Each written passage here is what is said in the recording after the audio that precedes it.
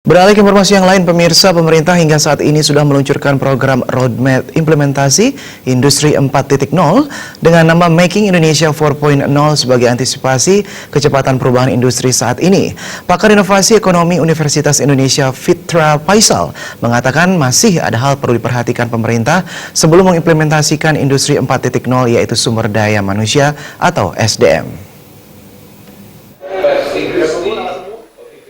Bertempat di Warung Daun Cikini, Jakarta Pusat dalam diskusi yang bertajuk Bersiap di Era Revolusi Industri 4.0, salah satu pakar inovasi ekonom Universitas Indonesia Fitra Faisal mengatakan bahwa masih ada yang perlu diperhatikan pemerintah sebelum mengimplementasikan Industri 4.0. Hal tersebut adalah sumber daya manusia atau SDM. Fitra menambahkan pemerintah juga diharapkan bisa meningkatkan kualitas SDM yang mesti sesuai dengan kebutuhan industri untuk bisa merealisasikannya. Maka dibutuhkan perbaikan kurikulum. Selama ini kurikulum jauh ketinggalan dan ini merupakan pekerjaan pemerintah untuk menjawab tantangan industri tersebut. Sebenarnya Indonesia bisa unggul dengan tenaga kerja yang lebih produktif saat ini yang dibandingkan dengan Eropa yang kekurangan tenaga kerja karena usia produktif baru didapat pada tahun 2025 sampai 2030. Jadi menurutnya ini bisa membuat Indonesia menjadi potensi negara besar karena SDM-nya produktif. Membuat Indonesia menjadi potensi negara besar, ya, energi, ya, transport, ya, nanti Indonesia akan menjadi the next decade, akan menjadi kekuatan ekonomi, salah satu kekuatan ekonomi terbesar ini. Salah satunya adalah karena sumber daya tenaga kerja, sumber daya manusia.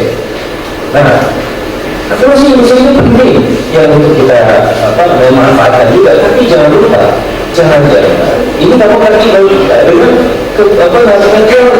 bisa kan? Nah, 70% atau bahkan 40% lebih dari total tenaga kerja kita. Itu kan berarti SMA ke bawah tingkat pendidikan.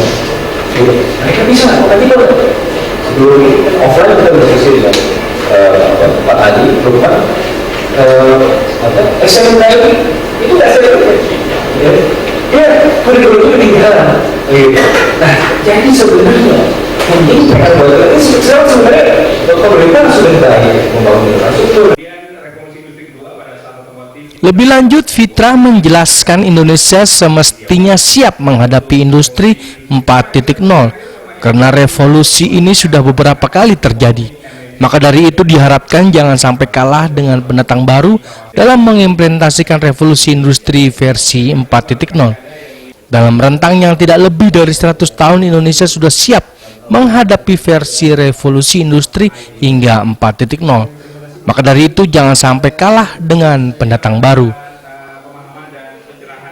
Dari Jakarta, Ketut Sumadiase melaporkan.